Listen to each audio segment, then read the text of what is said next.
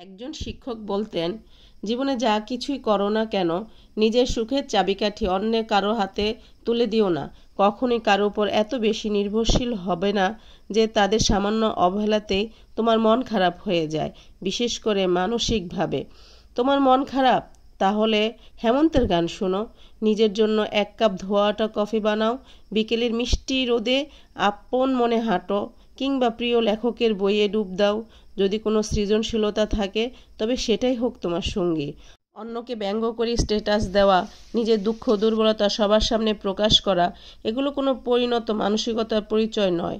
খুব বেশি একা লাগলে বা মন খারাপ হলে ঘর অন্ধকার করে কিছুক্ষণ চুপচাপ বসে থেকো, প্রার্থনা করো, পুরনো স্মৃতি মনে করো, হাসো, কাঁদো, কিন্তু নিজের সাথে এমন একটা সম্পর্ক গড়ে তোলো যেন দুঃখের দিনগুলো কাউকে না পেলেও নিজেই নিজেকে সবচেয়ে কাছের বন্ধু হয়ে উঠতে পারো।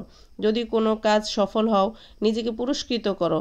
যদি ব্যর্থ হও, নিজের সাথে একটু অভিমান করো, কিন্তু হাল ছাড়বে না। তবে কখনোই অন্যের চোখে নিজের পারফেকশন খোঁজার ভুল করো না। কারণ মানুষ সবসময় তোমার গুণের চেয়ে তোমার ত্রুটিগুলোকে বেশি দেখতে পছন্দ করবে। তুমি যদি পারো সেটাই যথেষ্ট। একটা রেস্টুরেন্টে বসে খাওয়াটা স্বাভাবিক মনে করো, একটা পার্কে সময় কাটানোটা যেন হাস্যকর না লাগে।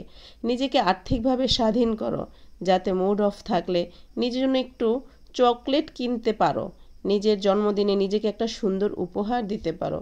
সুবিধাবঞ্চিত শিশুদের নিয়ে জন্মদিনের আনন্দ ভাগাভাগি করো। নিজের পছন্দের পোশাক নিজের জন্য নিজেই কিনতে পারো। মাঝে মধ্যে নিজেকে কিছু ফুল উপহার দাও। ঘরের কোণে একটা ফুল রাখো, সুন্দর সুবাস মন ভালো করে দেবে। সবার মন জয় করাও তোমার দায়িত্ব নয়, কারণ পৃথিবীর কেউই সবার কাছে গ্রহণযোগ্য হতে পারেনি। তাই যেখানে প্রয়োজন সেখানে না বলতে শেখো। আমার বাবা মা আমাকে বোঝে না, বন্ধু আমাকে সময় দেয় না, কাছের মানুষ আমাকে অবহেলা করে, এসব ভাবনাকে প্রশ্রয় দিও না, কারণ এগুলো আসলে তোমার নিজের তৈরি করা মানসিক চাপ। কেন নিজেকে অন্যের বিরক্তির কারণ বানাবে?